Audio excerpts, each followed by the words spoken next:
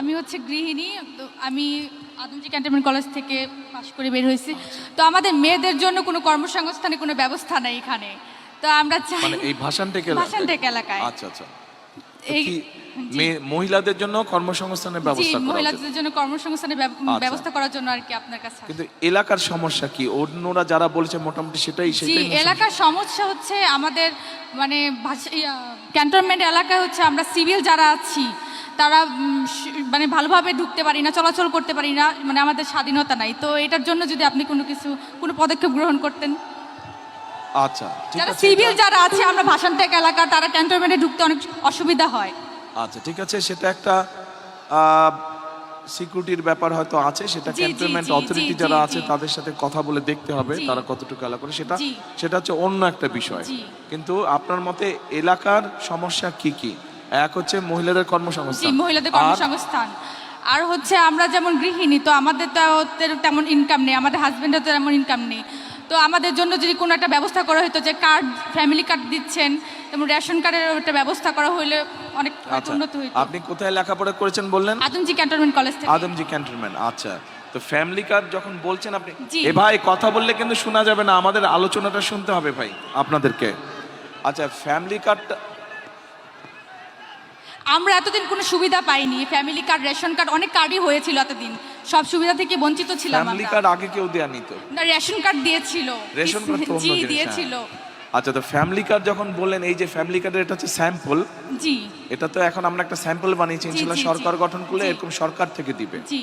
তো family কার্ডটাতে family card পেলে আপনার মতন একজন নারীর কি সুবিধা হবে বলে আপনি মনে করেন?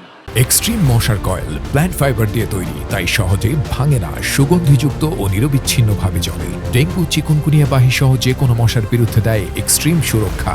ফ্যামিলি কার্ডটা পেলে আমাদের অনেক সুবিধাই হবে, যেমন এটার মধ্যে তো অনেক। আমরা এখানে কি দিব আগে বলে দেই, মা বোনেরা আপনারা একটু খেয়াল করেন, ভাইরা আপনারাও শুনেন একটু সবাই।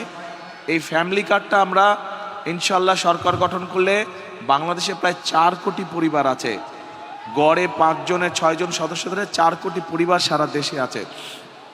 এই পরিবারগুলোকে বিশেষ করে ভাষানটেকে যেই পরিবারগুলো থাকেন সাধারণত, সেরকম যত পরিবার আছে বাংলাদেশে আমরা চেষ্টা করব সবাইকে দিতে।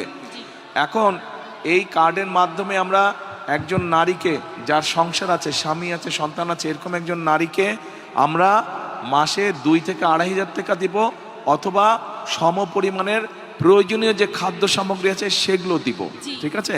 তো আপনাকে যদি এরকম একটা সুবিধা আপনি পান, তাহলে কি সুবিধাটা হবে আপনার? আপনি তো 2,500 টাকা আপনি মাসে পেলেন, অথবা 2,500 টাকার সম পরিমাণ মূল্যের আপনি প্রয়োজনীয় খাদ্য, যেটা এসেনশিয়াল ফুড আইটেম যেগুলো, সেগুলো পেলেন, তাহলে আপনার কি সুবিধাটা হবে?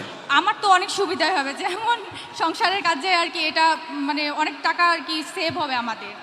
মাসিক একটা টাকা, মাত্র তো 2,500 টাকা, কি সেভ হবে? অনেক। এই 2,500 টাকার মধ্যে আমরা চাল কিনতে পারবো, তেল কিনতে পারবো, ডাল কিনতে পারবো, অনেক কিছুই কিনতে পারবো। তাই আপনারা কি একমত? কি মা বোনেরা ওনার সাথে একমত আপনারা? আচ্ছা হন, তাহলে এক মিনিট যদি একমত হন, এবং আপনারা যারা পুরুষ ভাইরা আছেন, আপনারা যদি চান আপনার মা বা আপনার স্ত্রীর হাতে এরকম একটি ফ্যামিলি কার্ড পৌঁছক, বা আপনার বোন যে সংসার করছে তার হাতে ফ্যামিলি কার্ড পৌঁছাক,